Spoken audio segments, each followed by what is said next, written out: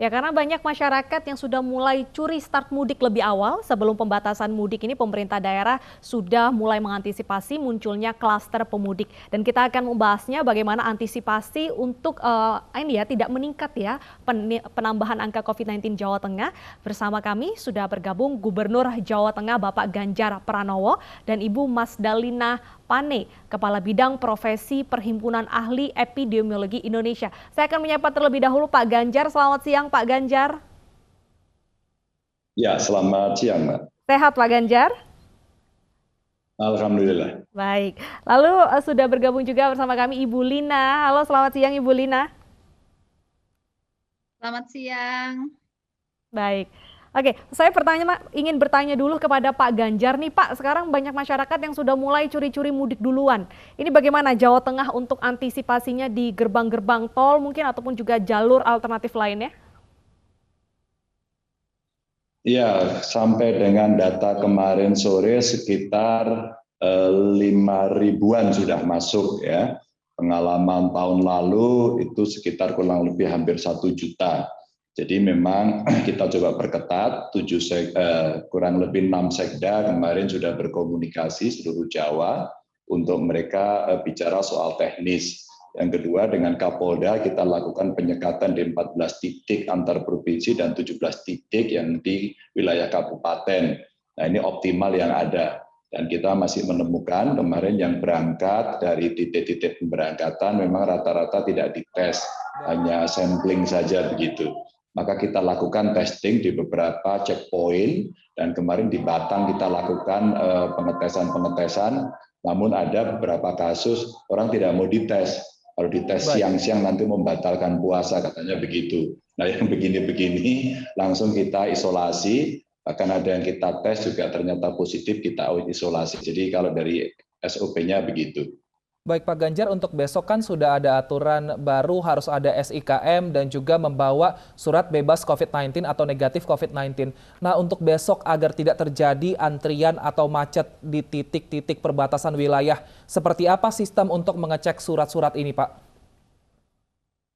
Ada beberapa titik yang disiapkan umpama di Brebes kemarin, ada satu tempat yang agak luas, terus kemudian disimulasikan sama polisi. Jadi nanti yang angkutan barang, obat-obatan, logistik yang diizinkan, mereka akan dipisah jalannya, terus yang lain masuk di satu area.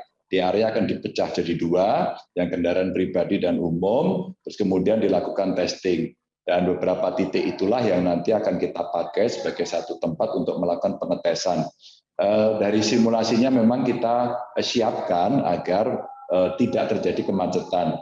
Namun demikian, kami coba koordinasi dengan pusat, sehingga dari titik-titik pemberangkatan kita sudah jauh lebih dini melakukan pengecekan-pengecekan atau pengetesan-pengetesan, sehingga nanti itu jauh lebih gampang untuk dilakukan.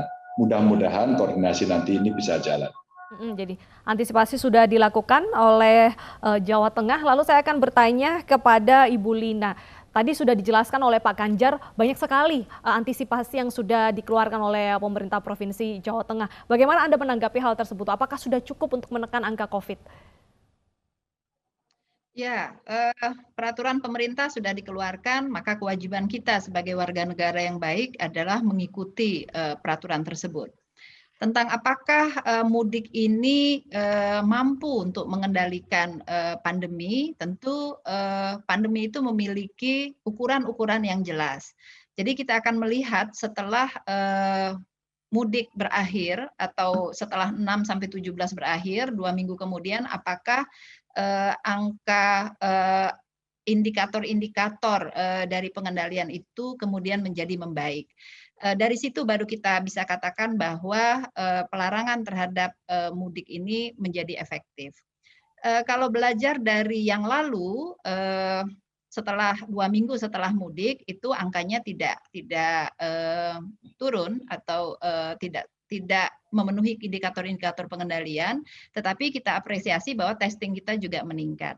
Tetapi apapun itu kita akan dorong terus untuk masyarakat tetap mematuhi aturan yang sudah dibuat oleh pemerintah.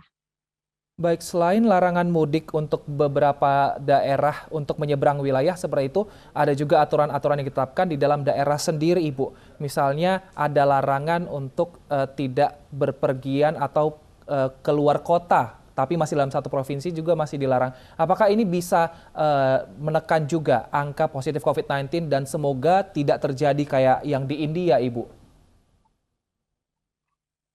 Ya, pengendalian standar dari wabah untuk jenis apapun, terutama untuk human to human, adalah 3M untuk masyarakat dan